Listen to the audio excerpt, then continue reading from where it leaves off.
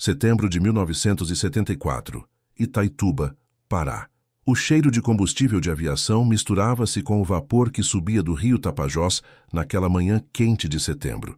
Na pequena pista de terra batida nos arredores de Itaituba, Nivaldo Freire verificava pela terceira vez os instrumentos do Cessna 182, um avião que conhecia como a palma da mão. Aos 34 anos, Nivaldo era considerado um dos melhores pilotos da região. Conhecia cada igarapé, cada clareira, cada curva do rio entre as copas das árvores.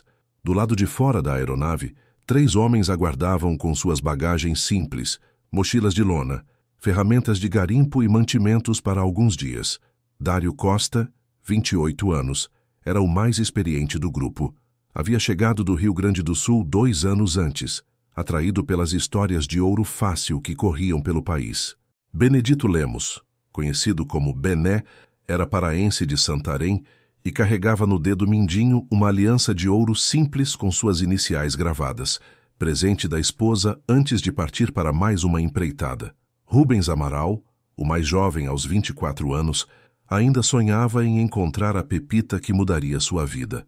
A região fervilhava com a corrida do ouro.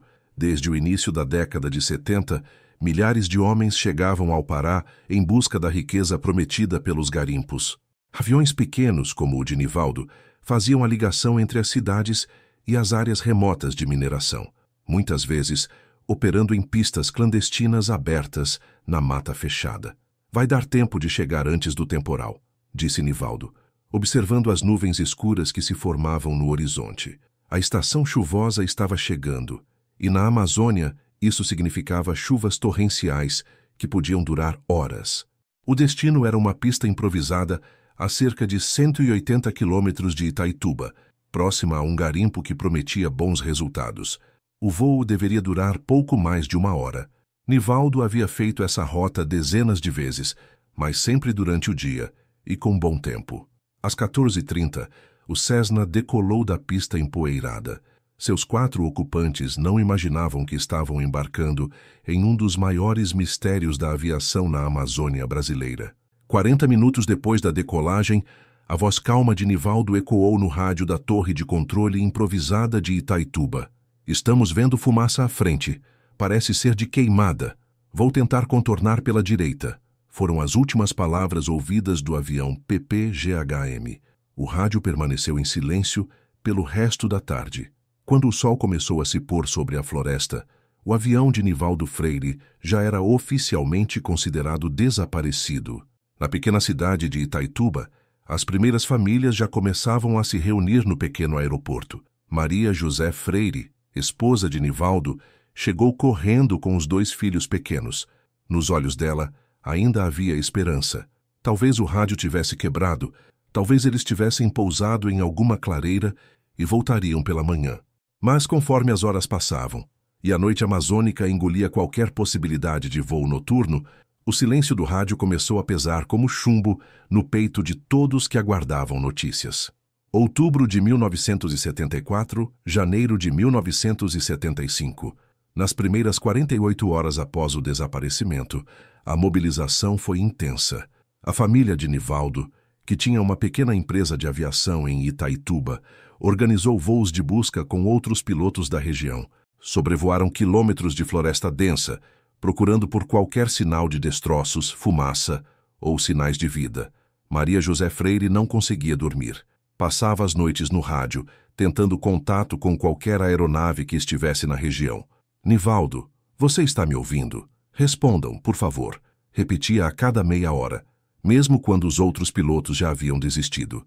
O capitão Arnaldo Pina, militar aposentado que trabalhava como coordenador informal das buscas, conhecia bem aquela região. Durante anos, havia voado missões militares sobre a Amazônia e sabia que encontrar uma aeronave na mata era como procurar uma agulha num palheiro de 5 milhões de quilômetros quadrados. A floresta engole tudo, explicava ele para as famílias. Um avião pequeno como esse pode ficar invisível debaixo das copas das árvores por décadas. As buscas oficiais duraram 2 semanas. Helicópteros da Força Aérea Brasileira sobrevoaram a rota provável, mas a espessa cobertura vegetal limitava drasticamente a visibilidade. O que se via do alto era apenas um tapete verde infinito, sem qualquer marca da tragédia que havia acontecido lá embaixo. Durante os meses seguintes, outros pilotos que faziam a mesma rota mantinham os olhos atentos. Qualquer reflexo de metal, qualquer clareira suspeita, qualquer mudança na paisagem era reportada, mas nada levava aos destroços do PPGHM. Aos poucos, a vida tentou voltar ao normal. Maria José precisou vender os outros aviões da empresa para sustentar os filhos. As esposas de Dário, Benedito e Rubens receberam pequenas indenizações do Sindicato dos Garimpeiros, mas o valor mal dava para alguns meses de sobrevivência.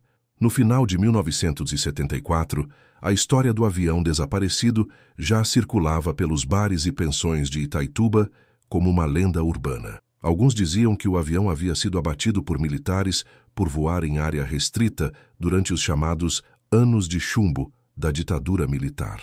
Outros juravam que ele havia caído em algum igarapé e sido levado pela correnteza durante a época das cheias. Houve ainda quem sussurrasse sobre interferência de grupos rivais no garimpo, sabotagem, sequestro, execução. Na década de 70, a região era um território sem lei, onde o ouro valia mais que a vida humana. Seu Martinho Pereira, dono de um bar frequentado pelos garimpeiros, guardava uma foto dos 4 homens em sua parede. Eles eram gente boa, dizia sempre que alguém perguntava sobre a imagem. O Nivaldo nunca bebeu aqui, mas sempre parava para tomar um café quando estava na cidade. Os outros 3, esses sim gostavam de uma cervejinha após o trabalho. Conforme os anos passaram, as famílias aprenderam a conviver com a ausência de respostas. Os filhos de Nivaldo cresceram ouvindo histórias do pai que voava pelos céus da Amazônia. As esposas dos garimpeiros se mudaram para outras cidades. Algumas se casaram novamente, outras preferiram criar os filhos sozinhas. Mas de vez em quando, alguém aparecia em Itaituba dizendo ter visto algo suspeito na mata. Uma luz estranha, pedaços de metal, barulhos de motor, sempre em lugares diferentes, sempre sem evidências concretas. A floresta amazônica havia engolido 4 vidas e parecia determinada a nunca devolvê-las. Março de 2014, Universidade Federal do Pará, Belém. 40 anos haviam se passado, quando Caio Miranda, de 26 anos, estudante de doutorado em Geociências da UFPA, recebeu uma bolsa de pesquisa para mapear áreas de desmatamento ilegal na região do Tapajós, usando drones equipados com câmeras de alta resolução. O projeto fazia parte de um convênio entre a universidade e o IBAMA para identificar e documentar mudanças na cobertura vegetal ao longo de décadas. Caio havia crescido em Belém, mas nunca estivera em Itaituba. Para ele, era apenas mais uma região a ser mapeada, mais dados a serem coletados para sua tese de doutorado. Em uma manhã de junho de 2014, Caio estava no laboratório de geoprocessamento, analisando as imagens capturadas durante sua segunda expedição à região. Eram centenas de fotografias aéreas de alta definição que ele processava meticulosamente em um programa de computador que criava mapas tridimensionais da floresta. "Olha isso aqui", disse para seu orientador, Dr. Roberto Vasconcelos, apontando para uma anomalia na tela. "Tem algo diferente nesta área, a cerca de 60 quilômetros a nordeste de Itaituba." Na imagem, uma mancha escura contrastava com o verde da floresta. Não era uma clareira natural, as bordas eram muito geométricas. Também não parecia ser desmatamento recente, pois havia vegetação crescendo sobre a área, mas algo metálico refletia a luz solar por entre as folhas.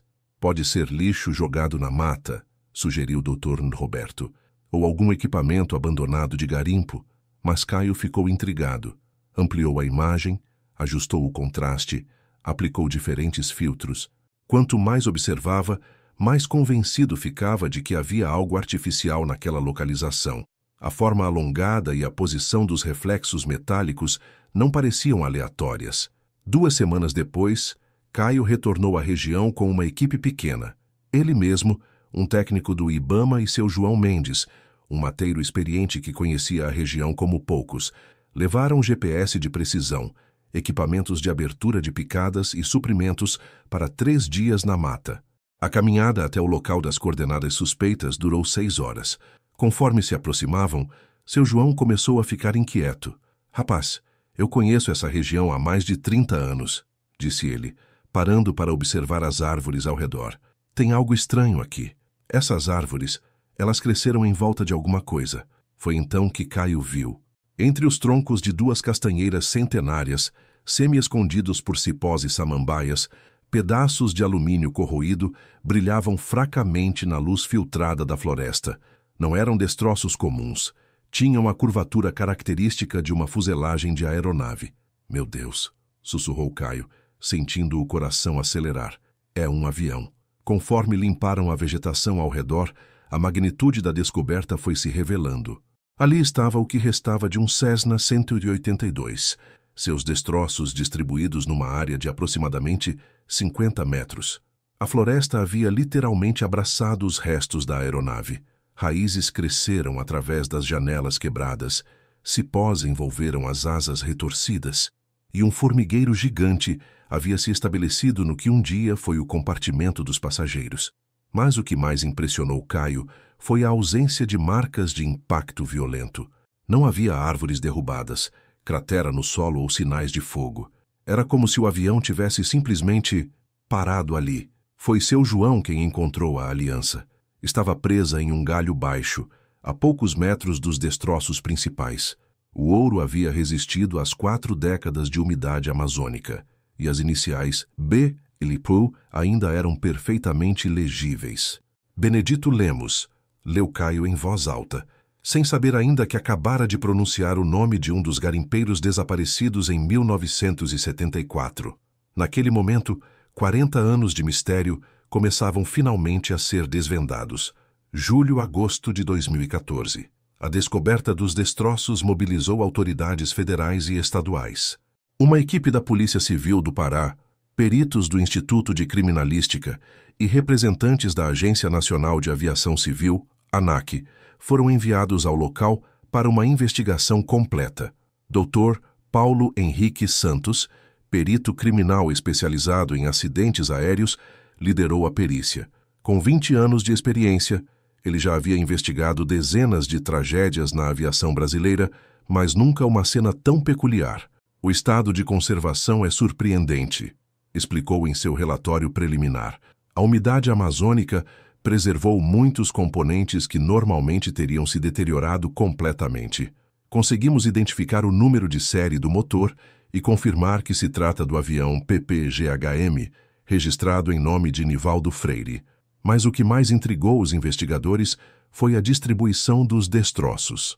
Diferentemente de um acidente aéreo típico, onde a aeronave se fragmenta violentamente contra o solo, os pedaços do Cessna estavam espalhados de forma quase organizada, como se o avião tivesse se desmontado gradualmente. Não há evidências de impacto de alta velocidade, observou o Dr. Paulo. As características dos destroços sugerem que a aeronave tocou o solo em velocidade relativamente baixa, possivelmente em uma tentativa de pouso forçado. Durante 3 semanas, a equipe escavou e catalogou cada peça encontrada. Entre os galhos e a terra úmida, emergiram ferramentas de garimpo enferrujadas, fragmentos de roupa, uma carteira de couro ressecada e até mesmo uma garrafa térmica de café ainda lacrada. O achado mais significativo veio no último dia da perícia.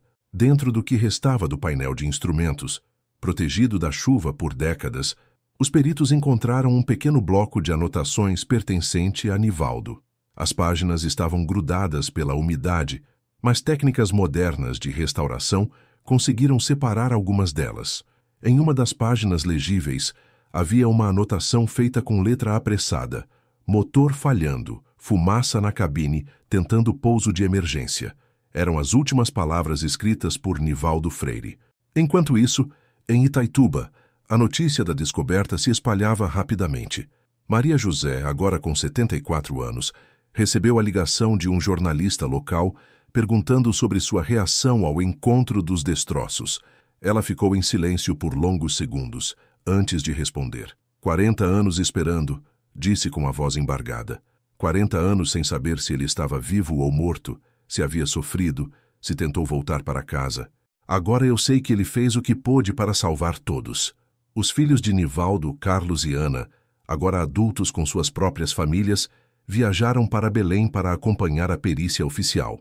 Carlos, que tinha apenas 8 anos quando o pai desapareceu, carregava na carteira uma foto amarelada do Cessna 182. É estranho, disse ele aos jornalistas. A vida toda eu sonhei com esse momento, mas agora que chegou, não sei se sinto alívio ou tristeza. A história também chegou aos ouvidos de Arnaldo Pina, agora com 82 anos e morando em uma casa simples nos arredores de Itaituba. O ex-militar, que havia coordenado as buscas em 1974, concordou em dar uma entrevista exclusiva para o documentário que estava sendo produzido sobre o caso. Eu sempre soube que eles estavam por ali, disse Arnaldo sentado na varanda de casa, observando a floresta ao longe. 40 anos atrás, eu era jovem e achava que podia encontrar qualquer coisa nessa mata. Hoje eu sei que a Amazônia só entrega seus segredos quando quer. Mas foi durante essa entrevista que Arnaldo fez uma revelação que mudaria completamente a perspectiva sobre o acidente. "E tem uma coisa que nunca contei para ninguém", disse ele, baixando a voz e olhando ao redor como se temesse ser ouvido. 2 dias depois do avião desaparecer, eu estava fazendo um voo de busca quando vi algo estranho. Era de manhã cedo, e eu estava voando baixo, seguindo o rio Tapajós. Arnaldo fez uma pausa, como se ainda estivesse decidindo se deveria continuar. Vi 3 jipes militares parados numa clareira, uns 50 quilômetros da rota do Nivaldo. Tinham soldados armados e estavam carregando alguma coisa coberta com lona. Quando me viram, um deles apontou um fuzil na minha direção. Eu dei meia volta e voei para longe o mais rápido que pude. "Por que nunca contou isso antes?" perguntou o documentarista. "Rapaz, era 1974. Ditadura militar. A gente não fazia perguntas sobre coisa que não devia. Mas sempre me perguntei, será que eles encontraram o avião antes de todo mundo? Será que tinha alguma coisa naquele voo que não deveria estar lá?" A revelação de Arnaldo abriu uma nova linha de investigação que levaria a descobertas ainda mais perturbadoras sobre o que realmente aconteceu naquele setembro de 1974. Setembro de 2014, 40 anos após o desaparecimento. A revelação de Arnaldo Pina motivou uma investigação mais profunda nos arquivos militares da época. Dr. Helena Carvalho, historiadora especializada no período da ditadura militar, foi contratada pela família Freire para pesquisar possíveis conexões entre o desaparecimento do avião e operações militares na região. O que ela descobriu nos arquivos do Arquivo Nacional, em Brasília, foi perturbador. Em setembro de 1974, a região do Tapajós estava sob intensa vigilância militar devido ao Projeto Radam, um mapeamento aerofotogramétrico ultra-secreto da Amazônia, conduzido pelo governo brasileiro, em parceria com uma empresa americana. Qualquer voo não autorizado sobre certas áreas era considerado risco à segurança nacional. Encontrei um documento classificado de setembro de 1974, explicou o Dr. Helena durante uma coletiva de imprensa em Belém. É um relatório da Operação Verde, que monitorava todos os voos civis na região amazônica. O avião PPGHM está listado como interceptado e neutralizado em 15 de setembro de 1974. O documento, desclassificado apenas em 2012, revelava que o Cessna de Nivaldo havia inadvertidamente sobrevoado uma área onde estava sendo testado equipamento militar sensível. A ordem era clara: nenhuma aeronave civil poderia deixar a região com informações sobre o que havia presenciado.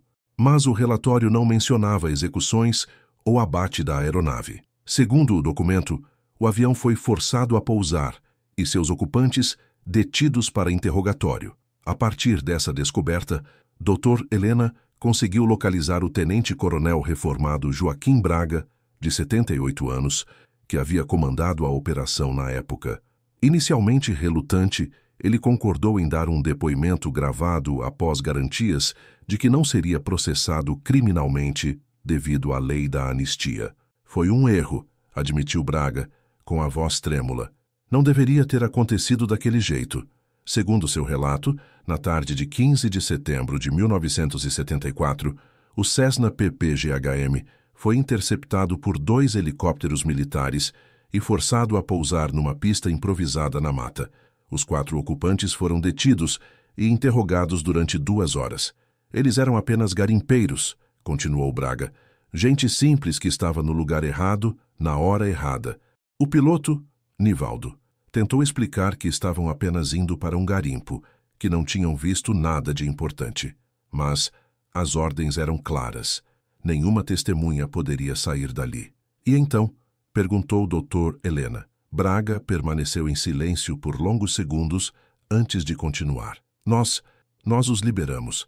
Disse para eles que poderiam ir embora, mas que nunca deveriam falar sobre o que tinham visto. O Nivaldo pareceu aliviado. Disse que só queria voltar para casa, para a família. Mas o avião foi encontrado destruído. Isso aconteceu depois, disse Braga, evitando o olhar da câmera. Quando eles estavam decolando, o motor do Cessna começou a falhar. Tinha sido danificado durante o pouso forçado, mas ninguém havia checado. O avião subiu uns 200 metros e o motor parou completamente. O ex-militar descreveu como assistiu, impotente, enquanto Nivaldo tentava desesperadamente um pouso de emergência na floresta densa. Sem clareira adequada e com o motor morto, o Cessna desceu emplanada entre as árvores até desaparecer na copa da floresta. Mandei uma equipe procurar, mas era impossível chegar ao local. A mata era muito fechada. Não tinha como usar helicóptero para resgate. Depois de 3 dias tentando, recebemos ordens superiores para abandonar a busca e classificar toda a operação. E os corpos? Perguntou o Dr. Helena. Nunca foram encontrados. O relatório oficial dizia que o avião havia sido neutralizado, mas na verdade, nós os matamos por acidente.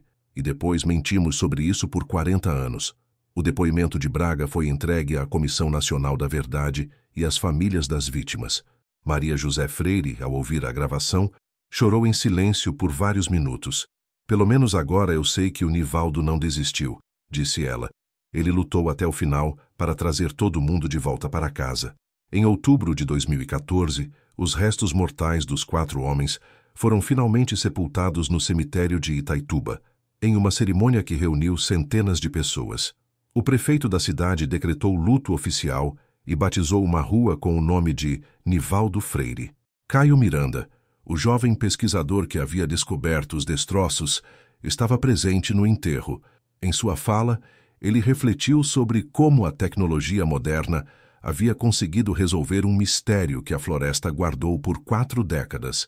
A Amazônia sempre foi vista como um lugar que engole tudo. Pessoas, aviões, histórias, disse ele. Mas talvez ela seja mais como uma biblioteca gigante, que preserva tudo em suas páginas verdes, esperando o momento certo para revelar seus segredos. Hoje, no local onde foram encontrados os destroços do PPGHM, uma pequena placa de bronze marca o ponto exato da descoberta. É um memorial simples, quase escondido pela vegetação, mas que representa o fim de uma das buscas mais longas da história da aviação brasileira. A placa traz apenas uma frase, gravada em letras simples. Aqui descansam 4 homens que só queriam voltar para casa. E embaixo, quase imperceptível entre as folhas que já começam a cobrir o bronze, alguém deixou um pequeno avião de papel, branco como as nuvens da Amazônia, livre como os sonhos que se perderam na floresta naquele setembro distante de 1974. 10 anos após a descoberta dos destroços, a história do avião de garimpeiros ainda é contada nos bares de Itaituba. Mas agora não é mais uma lenda. É a história real de 4 homens cujo único crime foi estar no lugar errado, na hora errada, durante um dos períodos mais sombrios da história brasileira. O caso inspirou mudanças na legislação sobre busca e resgate na Amazônia e contribuiu para o trabalho da Comissão Nacional da Verdade na investigação de violações de direitos humanos durante a ditadura militar. Caio Miranda continuou sua pesquisa e hoje é professor da UFPE, onde desenvolveu um projeto pioneiro de uso de drones para localizar aeronaves desaparecidas na Amazônia. Até agora, sua equipe já localizou os destroços de outros 6 aviões considerados perdidos para sempre.